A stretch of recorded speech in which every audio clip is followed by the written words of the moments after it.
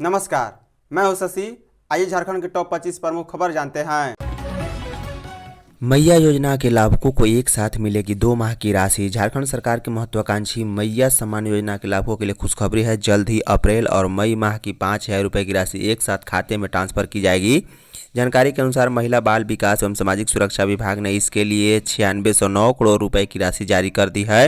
यह योजना सीएम हेमंत सोरेन की महत्वाकांक्षी सामाजिक योजनाओं में से एक है, जिसका उद्देश्य राज्य की महिलाओं को आर्थिक रूप से सशक्त बनाना है। बता दें, सरकार की ओर से यह स्पष्ट किया गया है कि जिन लाभुक महिलाओं ने आधार सीडिंग नहीं करवाई है उन्हें यह राशि नहीं मिलेगी।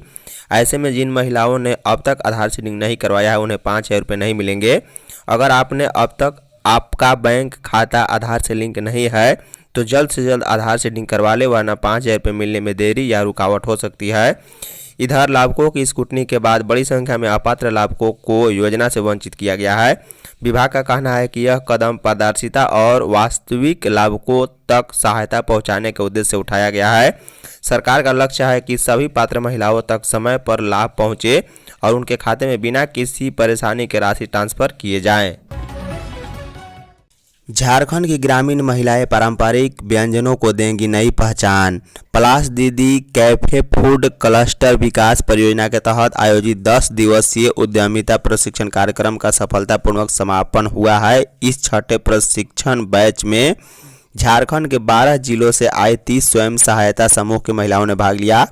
अब तक 155 महिलाएं प्रशिक्षित हो गई हैं। प्रशिक्षित महिलाओं को प्रमाण पत्र भी दिया गया। मौके पर मुख्य अतिथि के रूप में JLSPS की CEO कंचन सिंह उपस्थित थी। बता दें, IHM रांची के प्राचार्य डॉक्टर भूपेश कुमार, राज्य कार्यक्रम प्रबंधन नीतीश कुमार सिन्हा और मीनाक्षी प्रकाश समेत अन्य मौजूद थे।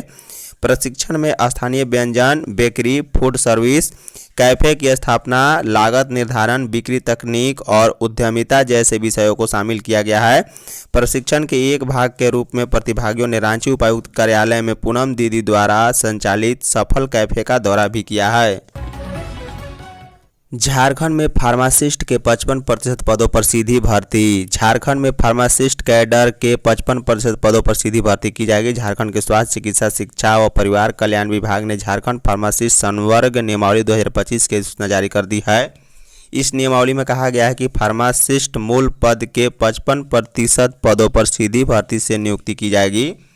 फार्मेसी ऑफिसर, वरीय फार्मेसी ऑफिसर और मुख्य फार्मेसी ऑफिसर के पदों पर क्रमशः मूल्य पद के स्वीकृत बल का 25%, वहीं 15% और 5% प्रोन्नति से भरा जाएगा।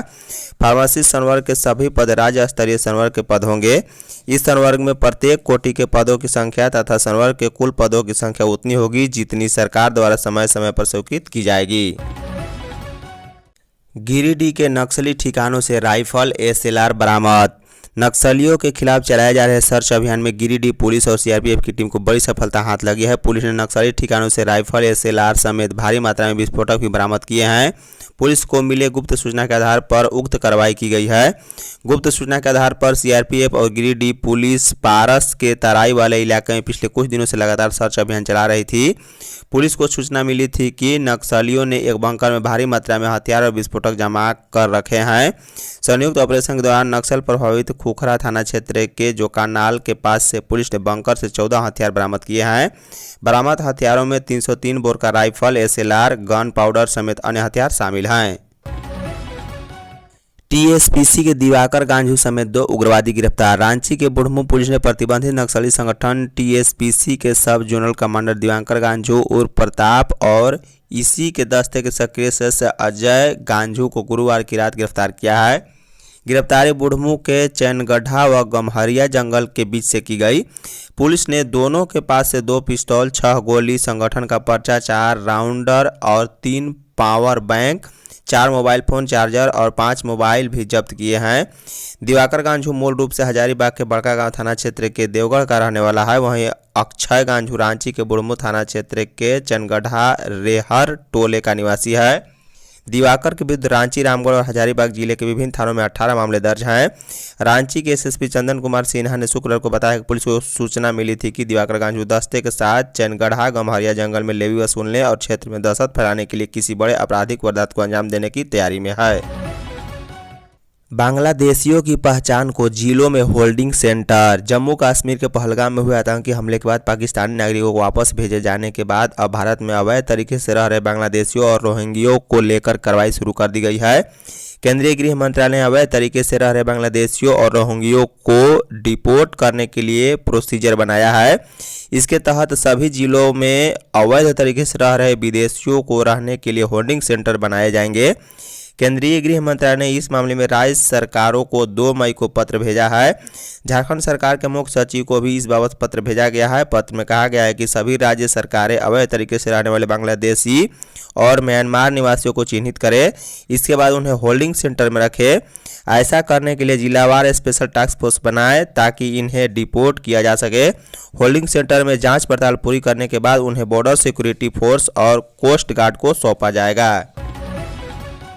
झारखंड में आज से 4 दिन आंधी बारिश की चेतावनी। झारखंड के अधिकतर जिलों में शनिवार से अगले 4 दिनों तक आंधी गरज के साथ बारिश और कहीं कहीं वज्रपात की चेतावनी जारी की गई है। शनिवार के लिए जहां अधिकांश जिलों में आंधी बारिश का येलो अलर्ट जारी किया गया है, वहीं रविवार से मंगलवार तक ऑरेंज अलर्ट भी रहेगा।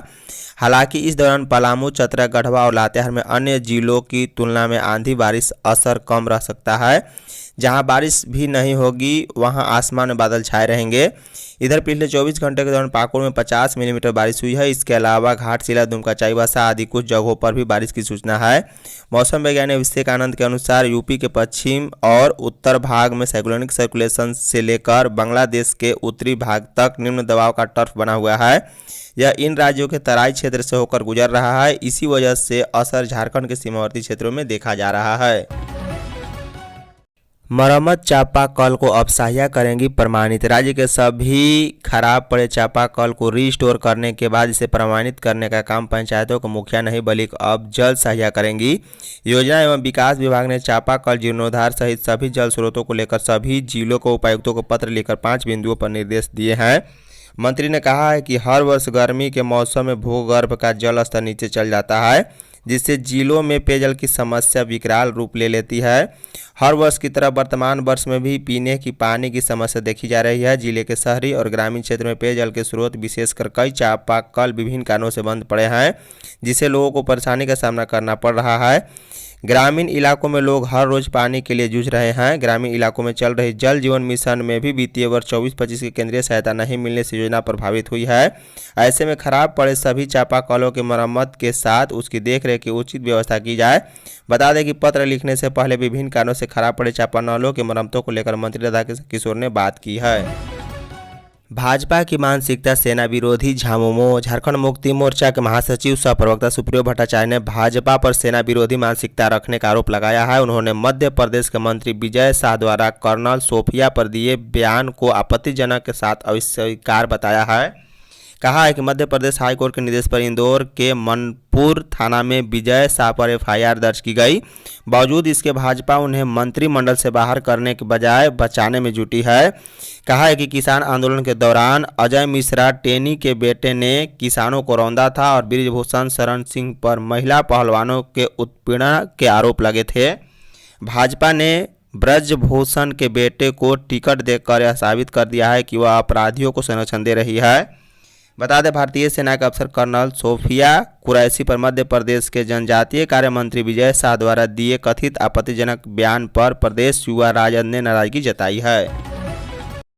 टीएसी की बैठक में पर्यटन राजस्व बढ़ाने के लिए हो सकते हैं फैसले। मुख्यमंत्री हेमंत सोरेन की अध्यक्षता में 21 मई को होने वाली जनजातीय परामर्शदात्री परिषद टीएसी की बैठक में राज्य के पर्यटन और राजस्व को बढ़ावा देने के उद्देश्य से अहम निर्णय लिए जा सकते हैं। बैठक में उन क्षेत्रों में शराब दुकानों की बंदोबस्ती और होटल रेस्ता खोलने की स्वीकृति मिल सकती है जहां 50% अधिक जनसंख्या आदिवासी हैं, जिन्हें अंतर्राष्ट्रीय, राष्ट्रीय, राजकीय या स्थानीय महत्व का पर्यटन क्षेत्र घोषित किया गया है। धार्मिक मान्यता के पर्यटन स्थलों को इस दायरे से बाहर रखा गया है। बैठक में झारखंड उत्पाद मदिरा की खुदरा बिक्री के लिए दुकानों की बंदोबस्ती एवं संचालन नियमावली 2025 और झारखंड उत्पाद होटल, रेस्ता, बार एवं क्लब अनुज्ञापन एवं संचालन संशोधन नियमावली 2025 के प्रावधानों पर विस्तार से चर्चा की जाएगी। झारखंड में 100 लोगों में 61 के पास टेलीफोन कनेक्शन। झारखंड टेलीडेंसिटी के मामले में अब भी कई राज्यों से पीछे है। टेलीकॉम रेगुलेटरी अथॉरिटी की बीते वर्ष दिसंबर में जारी वार्षिक रिपोर्ट के अनुसार राज्य के प्रत्येक 100 लोगों में से 61 नागरिकों के पास ही टेलीफोन कनेक्शन है। हालांकि इसमें शहरी इलाकों की बात करें तो 100 उपभोक्ताओं में 103 मोबाइल कनेक्शन है। इसके अलावा ग्रामीण क्षेत्रों में आधे लोगों के पास भी मोबाइल कनेक्शन नहीं है। रिपोर्ट के अनुसार झारखंड के ग्रामीण इलाकों की टेली डेंसिटी 46% दर्ज की गई। वहीं राज्य में टेली डेंसिटी औसत की बात करें तो यह 61.40% है। इस रिपोर्ट के अनुसार Bihar service area teledensity के मामले में सबसे पीछे है। ट्राई की मार्च 2025 तक की रिपोर्ट के मुताबिक बिहार सर्किल का टेली डेंसिटी 57.23% है। वहीं राष्ट्रीय औसत 85.04% है। जेपीएससी अभ्यर्थियों का अनशन जयराम महतो ने तुड़वाया। 11वीं से लेकर 13वीं जेपीएससी परीक्षा परिणाम प्रकाशन की मांग को लेकर आंदोलनरत अभ्यर्थियों को झारखंड लोकतांत्रिक क्रांतिकारी मोर्चा जेएलकेएम का समर्थन मिला है। जेपीएससी कार्यालय के समक्ष पिछले एक सप्ताह से चल रहे बेमियाद धरने में शुक्रवार को डुमरी विधायक और जेएलकेएम के केंद्रीय अध्यक्ष जयराम महतो पहुंचे। अनशन पर बैठे छात्र सत्यनारायण शुक्ला को नारियल पानी पिलाकर आंदोलन को विराम दिलाया। साथ ही अभ्यर्थियों की बिगड़ती तबीयत और परीक्षा परिणाम में देरी को गंभीरता से लेते हुए राज्यपाल से मुलाकात की।